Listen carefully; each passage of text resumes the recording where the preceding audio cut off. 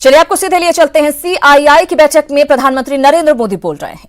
ऐसे सभी पूर्व के आपके महानुभावों को भी इस समय बधाई दूंगा।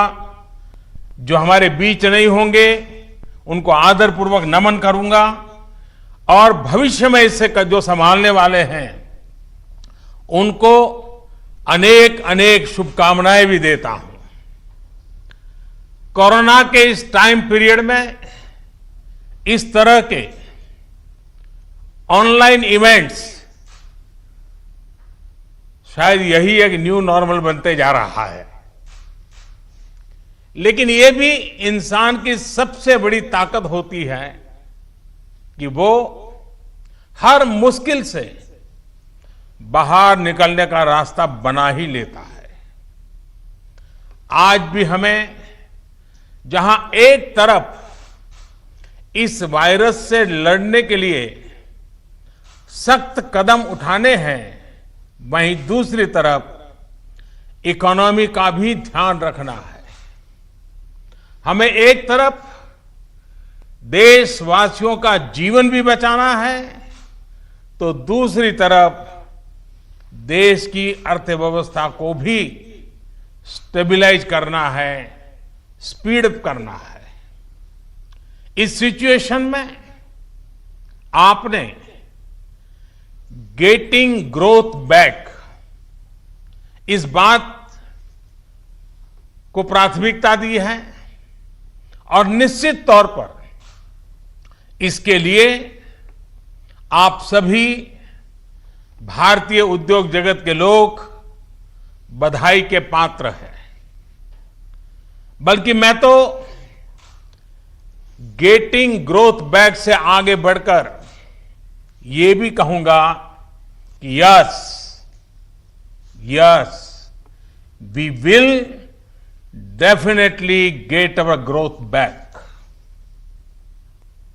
आप लोगों में से कुछ लोग सोच सकते हैं कि संकट की इस घड़ी में मैं इतने कॉन्फिडेंस से ये कैसे बोल सकता हूं। मेरे इस कॉन्फिडेंस के कई कारण हैं।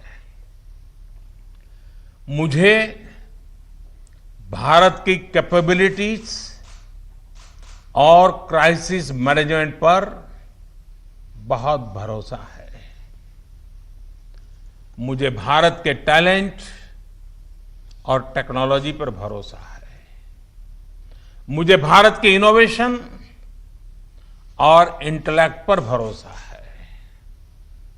मुझे भारत के फार्मर्स, एसएमईज, एंटरप्रेन्योर्स पर भरोसा है और मुझे भरोसा है इंडस्ट्री के लीडर्स पर, आप सभी पर।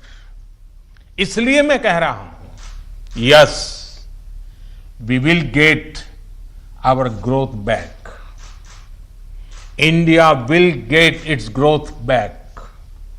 साथियों, कोरोना ने हमारी स्पीड जितनी भी धीमी की हो, लेकिन आज देश की सबसे बड़ी सच्चाई यही है कि भारत लॉकडाउन को पीछे छोड़कर अनलॉक फेज 1 में एंटर कर चुका है।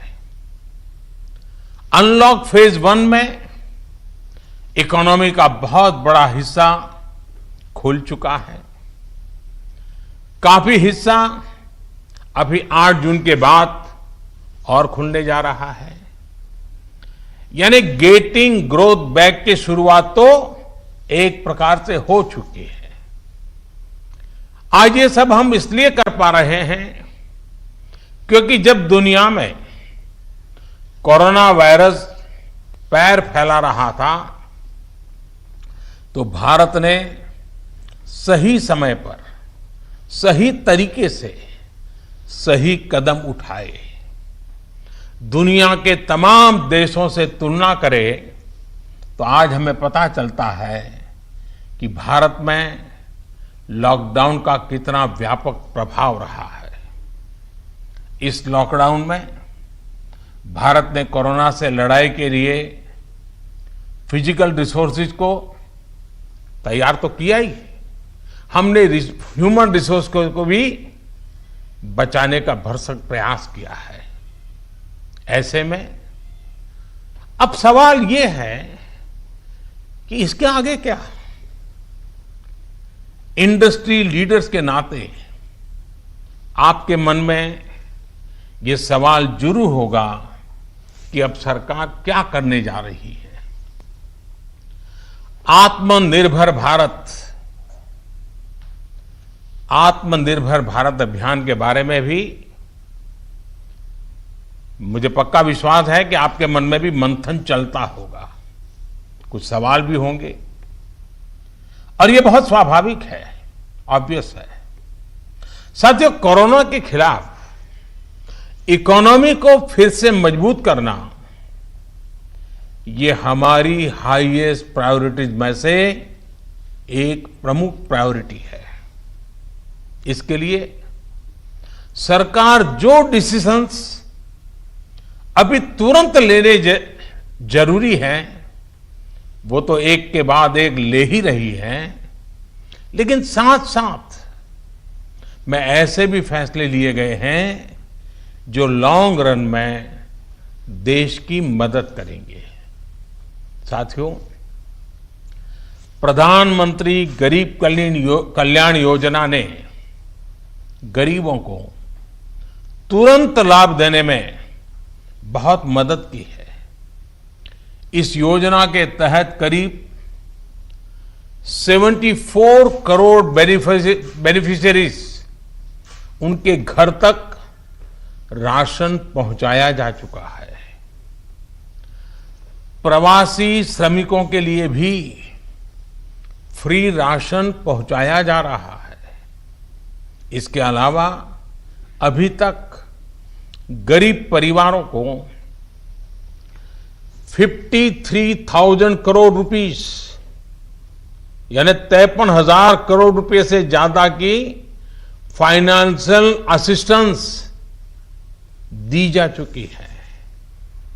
महिलाएं हो, दिव्यांग हो,